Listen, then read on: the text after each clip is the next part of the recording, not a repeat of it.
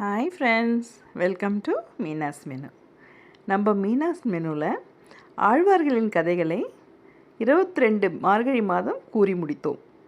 பிறகு அதன் தொடர்ச்சியாக சிவபெருமானின் திருவருள் கொண்டு 2023ஆம் வருடம் மகா சிவராத்திரி அன்று 63 நாயன்மார்களின் வரலாறை கூற ஆரம்பித்து கடந்த மார்கழி மாதம் முழுவதும் கூறி வந்தோம்.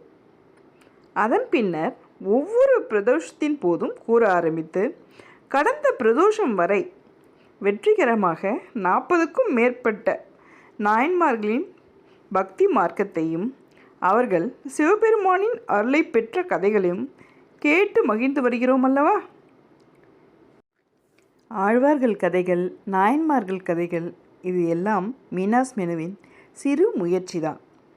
அனைவரும் நாயன்மார்கள் கதைகளை கேட்டு லைக் பண்ணுங்கள், ஷேர் பண்ணுங்கள், மறக்காமல் உங்களுடைய கமெண்ட்ஸை பதிவு செய்யுங்க. தேங்க்யூ. வாங்க, இப்போது நாயன்மார் வரிசையில் நம்ம பார்க்க போகிற நாயன்மார் கலிக்கம்பர் நாயன்மார். எப்பயும் போல் ஒரு பாடலோடு ஆரம்பிச்சிடலாங்க. பெற்றதாய்தனை மக மறந்தாலும் பிள்ளையை பெரும் தாய் மறந்தாலும், பெற்றதாய்தனை மக மறந்தாலும் பிள்ளையை பெரும் தாய் மறந்தாலும், உற்ற தேகத்தை உயிர் மறந்தாலும் உயிரை மேவிய உடல் மறந்தாலும், உற்ற தேகத்தை உயிர் மறந்தாலும் உயிரை மேவிய உடல் மறந்தாலும், கற்ற நெஞ்சகம் கலை மறந்தாலும் கண்கள் நின்றிமைப்பது மறந்தாலும், கற்ற நெஞ்சகம் கலை மறந்தாலும் கண்கள் நின்றிமைப்பது மறந்தாலும், நற்றவத்தவர் உள்ளிருந்தோங்கும் நமச்சிவாயத்தை நான் மறவேனே, நற்றவத்தவர் உள்ளிருந்தோங்கும் நமச்சிவாயத்தை நான் மறவேனே, நமச்சிவாயத்தை நான் மறவேனே, நமச்சிவாயத்தை நான் மறவேனே.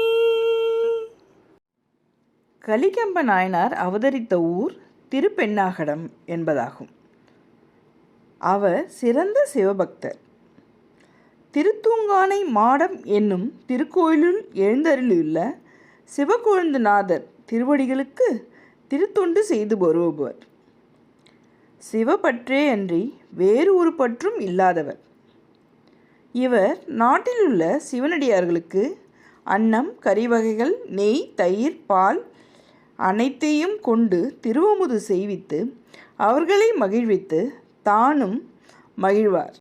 இவ்வாறாக கலிக்கம்ப நாயனார் திருத்தொண்டு செய்து வரும் நாளில் ஒரு நாள் அவருடைய இல்லத்திற்கு சிவனடியார் ஒருவர் வந்தார்.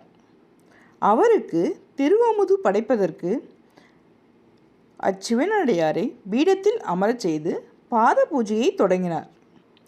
அவரது மனைவி அறுசுவையை சமைத்து எடுத்துக்கொண்டு தூய நீருடன் கணவர் அருகே வந்தாள். கலிக்கம்ப நாயனார் பாத பூஜை செய்வதற்கு தயாராக இருந்தார். ஆனால் அவருடைய மனைவி நீர் கொண்டு வந்தவர் அந்த சிவனடியாரின் முகத்தை பார்த்தவுடன், அடடா, இவர் நம் வீட்டில் வேலை செய்தவராயிற்றே, இவருக்கா நாம் பாத பூஜை செய்வது? இவரது காலில் தண்ணீர் வார்க்க வேண்டுமா என்று யோசித்தபடி தயங்கியபடி நின்றார். மனைவி தயங்கியபடி நின்றதை கண்ட கலிக்கம்ப நாயனார் ஏன் என்று புரிந்து கொண்டார். தம் வீட்டில் பணியாளராக பணியாற்றிய அந்த சிவத்தொண்டருக்கு திருச்சேவடிகளை வழிபட தூய நீரை ஊற்றி உபசரிக்க தவறிய மனைவியின் செயலை கண்டு மனம் பதைத்து கோபமுற்றார். சிவத்தொண்டு பாதிக்கப்பட்டால் அவங்களுக்கெல்லாம் கோபம் வந்துடும். உடனே விரைந்து உள்ளே சென்று கூரிய வாளை எடுத்து வந்தார்.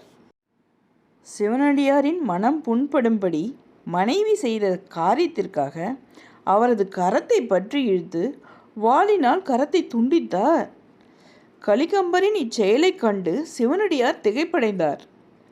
மனைவியின் வெட்டுண்ட கரத்திலிருந்து இரத்தம் பீறிட்டு வெளியேறி ஆறாக பெருகியது. அதனால் அவரது மனைவி சிவனை நினைத்த நிலையில் மயக்கமுற்று தரையில் சரிந்தார். பக்தைக்கு ஒரு ஆபத்துனா சிவபெருமான் சும்மா இருப்பாரா? உடனே அவ்விடத்தில் காட்சியளித்தார்.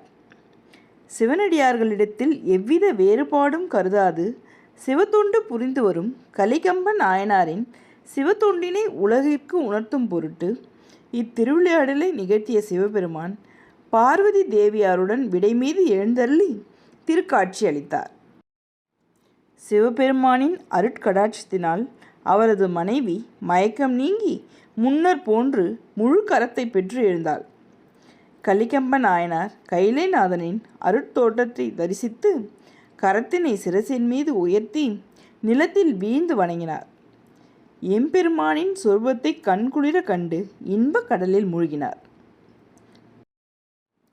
பிறகு கலிகம்ப நாயனார் தன் இல்லாளுடன் இணைந்து சிவத்தொண்டுகளை சிறப்புற செய்து உலகில் நெடுநாட்கள் வாழ்ந்து இறுதியில் இறைவனின் திருவடி மலரினை அடைந்து பேரின்ப பேறு பெற்றார்.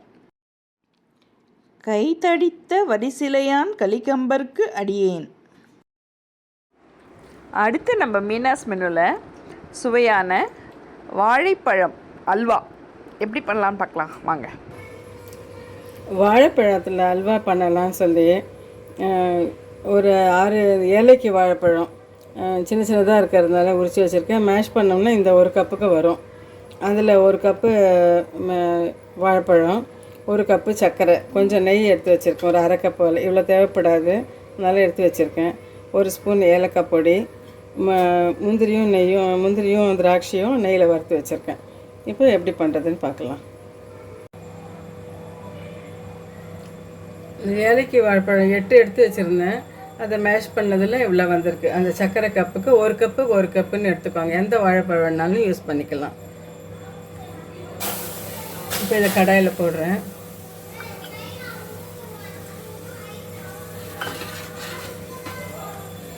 சர்க்கரை 1 கப்பு ரெண்டுத்தையும் இப்போ மிக்ஸ் பண்ணி கிளறிட்டே இருக்கலாம்.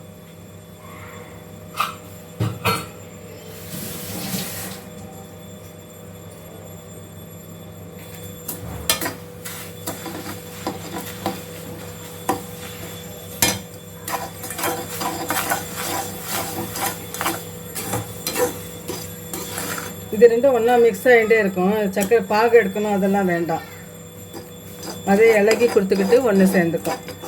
இல்லை கொஞ்சம் 1 செகண்ட்லேயே இது சர்க்கரை உருக ஆரம்பிச்சிருச்சு, மெல்ட் ஆக ஆரம்பிச்சிருச்சு. ரெண்டுமே மிக்ஸ் ஆகிடுச்சு. இப்போ கொஞ்சம் கிளறிட்டே இருக்கலாம். அந்த சர்க்கரை எல்லாம் மெல்ட் ஆகிட்டு இருக்குது. இது கொஞ்சம் ரெண்டும் மிக்ஸ் ஆகிட்டு பிளெண்ட் ஆகிடுச்சு. சர்க்கரையெல்லாம் உருகி வாழைப்பழத்தோட பிளெண்ட் ஆகிடுச்சு. கொஞ்சம் கிளறிட்டு கைவிடாமல் கிளறணும், அடி பிடிச்சிக்காமல் இருக்கும்.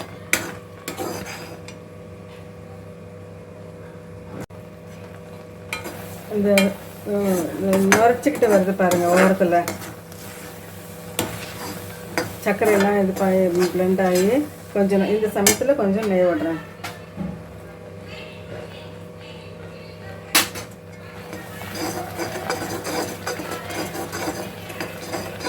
இதை கொஞ்சம் கொஞ்சம் கை விடாமல் கிளறிக்கிறேன்.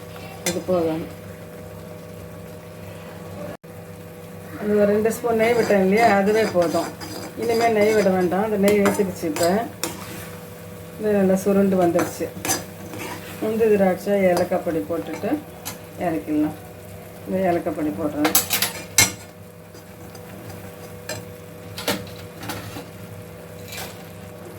வறுத்த முந்திரி திராட்சையும் போட்டுடலாம்.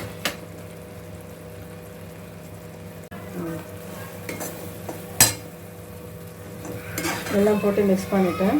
இப்போ இறக்கிடலாம். இந்த இப்படி கீழே விடாது இல்லையா, இந்த கன்சிஸ்டன்சி போதும்.